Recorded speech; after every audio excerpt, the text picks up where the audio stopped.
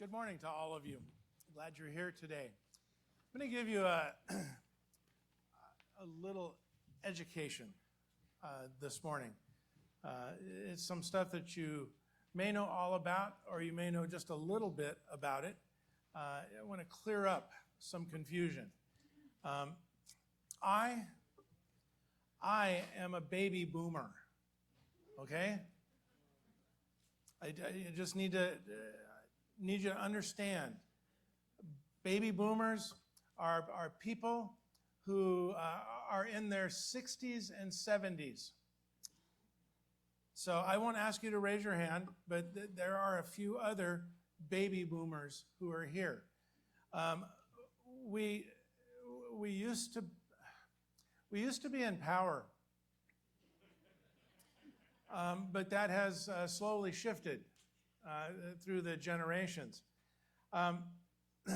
Next in line is Gen X. Okay? Now, Gen X, they're the ones that are overly proud of who they are. Gen X are people who are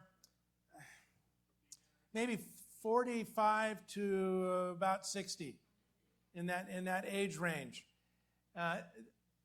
Gen X was my first youth group when I started out back in the late 70s. Now, I didn't know that they were Gen X. We didn't have labels like that. But looking back on them, they're a special group. They were the kids that you had to put over in the corner. They are, if you remember, they were the first latchkey kids. They were the ones whose parents abandoned them most days, and they could be out all day long. They were fearless. They were independent. They were trained by early MTV. That was their teacher. Rest in peace. Yeah, I get it. It still hurts, I know. But out of all of that, they grew up with an independence and a resourcefulness. And I don't know, I think they were an amazing generation. The next generation that came along were the millennials. Okay, the millennials. They're the ones that are probably, and don't count me wrong, but maybe from age 30 to age 45.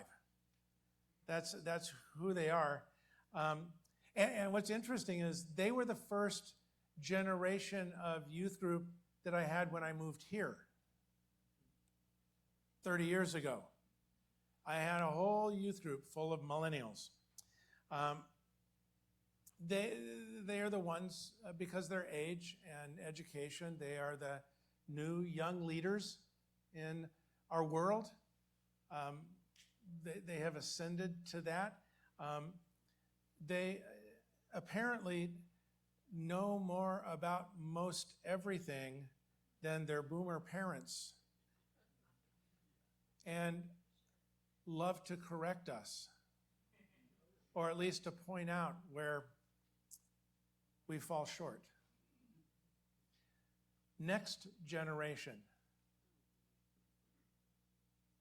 Gen Z. See, you know, it's funny how we have these sort of visceral responses to whole generations. They were the second generation of youth group kids that I got to work with here. And right now, they are the high school kids through young adults. When they put ages on it, they put it maybe around 14 years old, all the way up to 29. Okay? Raise your hand if you are Gen Z. Okay? Look in this room. It is fascinating to me. But now you guys have been replaced by maybe what will become the most powerful and influential group of people on the planet, and that is Gen Alpha. And just in case you don't know who that is our middle school kids and younger. They are Gen Alpha. Raise your hand if you're a middle school kid. Okay, look at them. And they feel me putting pressure on them.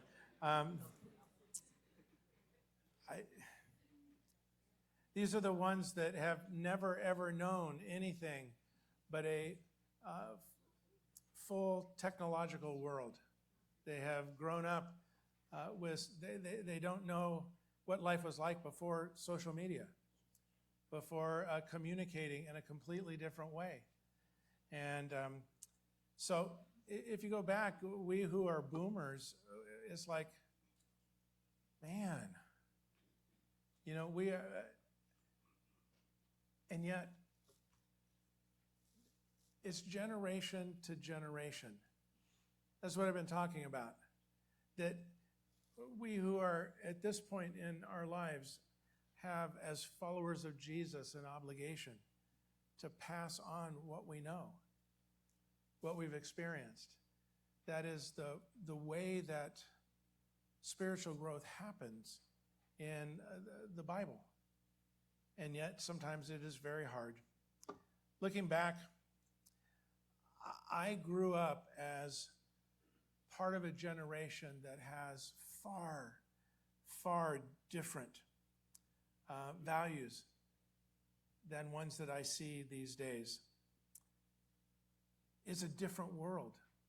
Technology, morals and values, marriage and parenting, education, politics, even church life is radically different than what it was 50 years ago. Again, if you're in the midst of it, you don't see it. If you are not old enough, you can't understand it. But that's what happens when generations pass on to other generations. It's how life goes. When my generation of churchgoers spoke about salvation, okay, there's a good church word, right? When my generation spoke of salvation, it meant one thing. One thing. And that was going to heaven when you die. That's how we spoke of salvation. That's how it was taught to me from the people up in front when they spoke of it. Going to heaven when you died. We sang hymns. The songs that we sang spoke of when I get to heaven. What a glory that will be. As a little kid, I lifted up my voice, alongside the piano and the organ in my church building. And we sang those hymns, and it was hymn after hymn after hymn. And then it got to be choruses that we would sing in the youth group about going to heaven. Sermons. Every sermon, every single sermon, every Sunday had an element about it that was about salvation and going to heaven, reaching the goal. We had, and you guys, this is absolutely boring to you for me to talk about this, and yet the generation that I am part of, we are reminiscing right now. We remember it as if it were yesterday. I grew up in a church that every single Sunday, we had an invitation hymn at the end of the service. An invitation hymn, that's what we called it. And the pastor of the church would get finished with his sermon, and usually, you know how I kind of move into communion at the end of my sermons? Back in my day, when I was your age, the preachers that were up there, they had these on-ramps, and it was seamless, where it would move right into the invitation. Come, you who are apart from Jesus, come today. Today is the time to receive the salvation that Jesus offers. And it was funny because I grew up in a church about this size where everybody knew everybody else, and the preacher would give the invitation every Sunday. They're the same faces that were there every Sunday. And we would sing, I don't know, 7, 8 verses of Just As I Am. Again, you don't know what I'm talking about. We know exactly what I'm talking about here. Or sometimes it would go into the opposite of going to heaven when you die, and that is, don't go to hell when you die. And we had our whole arsenal of songs about not going to hell and how bad hell was going to be and stay away from hell. And the invitation hymn, Just As You Are, come, avoid hell. Avoid hell this moment. Whew. The problem is, as I've grown older, tried to understand God's word better, that word salvation is so much bigger, so much richer, so much deeper than most of us were ever taught when I was your age. And yet it was the big deal. Salvation. Rescued, redeemed, completed, becoming whole, being born again, becoming an heir to the promises. You are set free, raised to a new life. All of that. Nope. Got virtually none of that growing up. But I got, you better get to heaven after you die. There's what I want to challenge you with today. It's really not it's not a complicated lesson.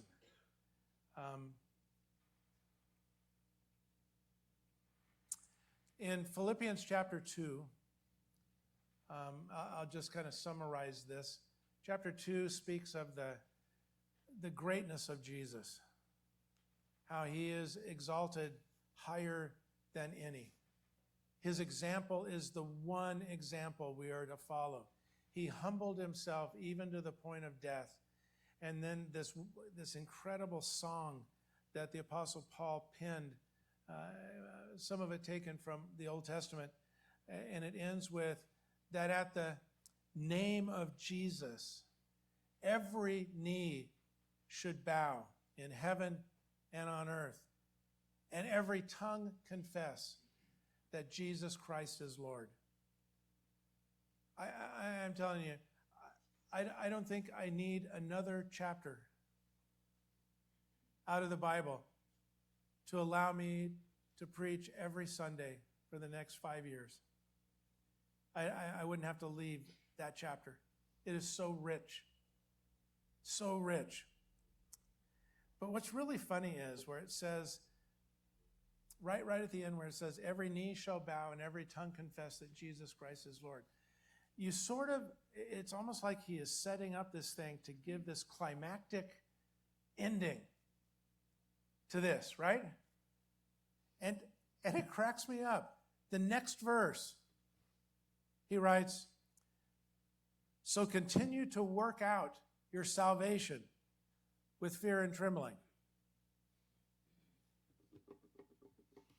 Wait a minute. I got to do something? I thought this gift from Jesus was free. And he says, continue to work out your salvation. Work it out. I got to tell you, I've studied that verse for 40 or 50 years, and I am still not sure what it means. Nor are theologians, who are way smarter than I am. They speculate on what Paul was really talking about. And there's a couple of different interpretations that way heavier than others. But in the end, we get to the spot where he says, there is something that we have to continue to do so that salvation becomes a part of who we are. And we need to do it with fear and trembling. We need to do it with respect. We need to do it faithfully. Work out salvation every day. So salvation is part of every breath that you have, every thought that you have. comes from the point of being saved, being rescued, being set free. It's incredible when I look at it. And right there in that chapter, you would expect that Paul would then give a checklist of things that we are supposed to do, if it's that important, right? Here's what you do. Here's how you work out your salvation with fear and trembling and respect and honor. Here's what you do. Verse 13. Do everything without grumbling or arguing. What? That's the command?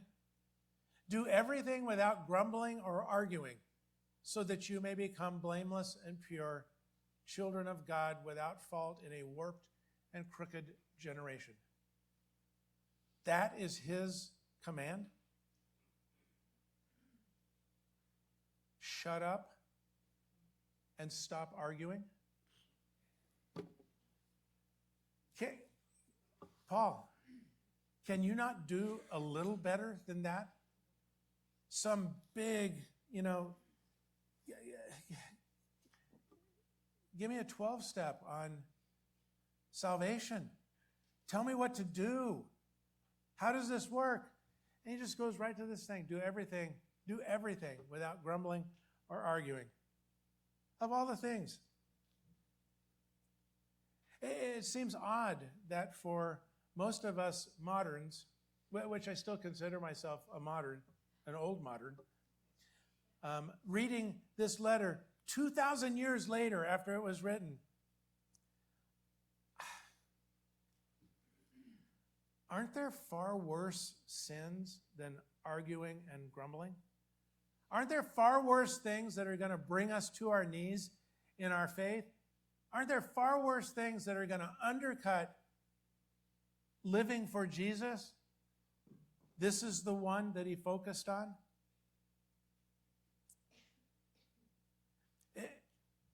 They, who he wrote to in the first century, they would have understood this a little better than we probably do, because he is making a connection or an allusion to the wilderness story of Moses. When Moses was leading the children of Israel out of Egypt, when they were escaping. This is kind of what he's talking about here. And they would have understood it because the words that he used, we don't necessarily. He's connecting them back to the grumbling of the Israelites when they were walking through the desert. Thousands of years before Moses wrote these words, and it's in Deuteronomy in the Old Testament. And look how similar they are. A faithful God who does no wrong, upright and just is he. They are corrupt and not his children. To their shame, they are a warped and crooked generation. Wow. Paul is talking about a story.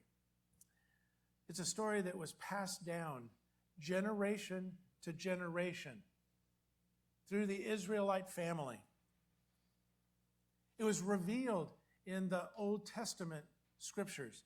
You can read about it today if you want to.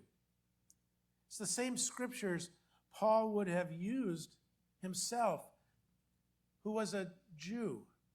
He would have used it to establish and proclaim that Jesus was the promised Messiah of the Jews, and even to his non-Jewish audience. In the wilderness story, after years of captivity in Egypt, they escape. They go to the promised land. Under Moses' leadership, this man who loved these people. And what did they do the whole time when we read the story? You guys who grew up in children's church, you've heard this story many times. What did they do? They grumbled and they argued all the time. That was just what set them apart. They grumbled more and more. We want to go back to Egypt. This is horrible. We hate our freedom.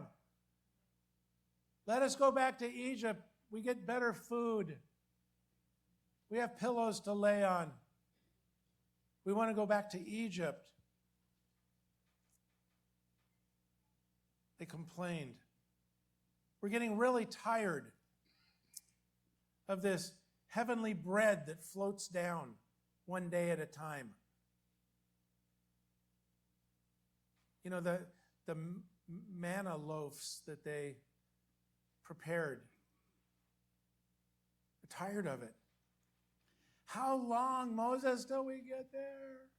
Does that sound like your kids in the back seat? How long is this going to take? Moses, I don't think he wanted to tell them, you have no idea how long this is going to be. So you better end your complaining now. Israel grumbled in the wilderness. The word complain is such a rich word. It means under your breath speaking. Okay, all you guys, Gen Alphas and Gen Zs, you know when you go on those trips with your parents and you really don't want to go, and you're sitting in the back seat and they're driving because they're in control, do you openly out loud grumble? Well, some of you do, but that only makes it worse. So how do you grumble? Under your breath. That's how it happens. At least that's how it begins. Where did you guys learn to grumble? Did it just come naturally? Oh, did you hear that? Yeah. She learned it from old people. Huh. In the New Testament writings, let's just say the word disputing, arguing, complaining, doesn't mean a free exchange of rational ideas. The free exchange of opinions in a mutual upbuilding and beneficial discussion. Is that how you argue? Is that how you complain? Not at all. It means arguing, quarreling, dissenting, fighting, usually heated. Look at the next verse in Philippians chapter 2. Yeah, we're going to go back to that one. I forgot. Do everything without grumbling or arguing, so that you may become blameless and pure, children of God, without fault, in a warped and crooked generation. How are we as followers of Jesus, those of you that have raised your hand and said, I want to follow Jesus, those of you who have got in the water somewhere publicly and been baptized to show your allegiance to Jesus, how are we to be different in a warped and crooked generation? Which, by the way, my guess is everybody millennial or older would say we are living in a warped and crooked generation. We would say that. How are we to be different? How are we to stand out? How do we live out and work out our salvation in front of eyes that are looking at us and ears that are hearing the things that we say? You would think that Paul would give some spiritual, theological exercise to practice so that we would get stronger and smarter and bolder in what we are supposed to do. No. He tells them to stop complaining. He tells them, here's your job. Here's your job. Stop whining. Stop belly aching. Stop spending your time complaining about all of them who are warped and crooked, who are your generation.